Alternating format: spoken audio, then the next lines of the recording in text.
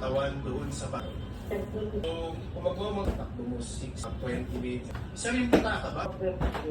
Okay, so completely 40,000 na ka. Ating mga persons sa na crime fraud with sir, mara-request ko lang yung mga possible person interest para implement po dyan ay rape homicide.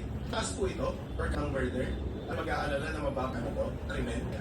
Mali po, under criminal law, criminal homicide po ang ka. Huwag kayo mag-alala. So kapag nahuli, on our end to, ay non-bail. Sa kanilang case murder po ang bakay. Sana matulungan na maganyan siya. Pinatay na. Itong panina, no? Wala kang nag-request na auto. Sir, ang gano'n nag-request pa rin kayo at that point? Panay po, siya.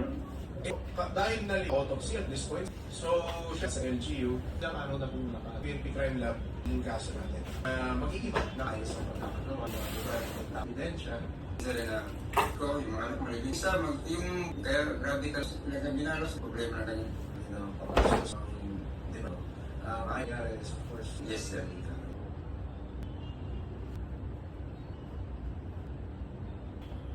Lahat ang aming po, February, isang buwan na. Sinagin ka, isipon sa istasyon na 20, kaya mo ng fibra.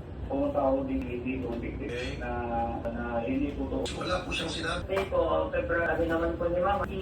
Well, nakausap ko pa po siya messenger. Kamusta? Kanyang misis. So ano, at meron ba tayo? February 21. Limited po kasi yung Ginisipin po sa amin. Alam nyo na siya yung reklamo ninyo?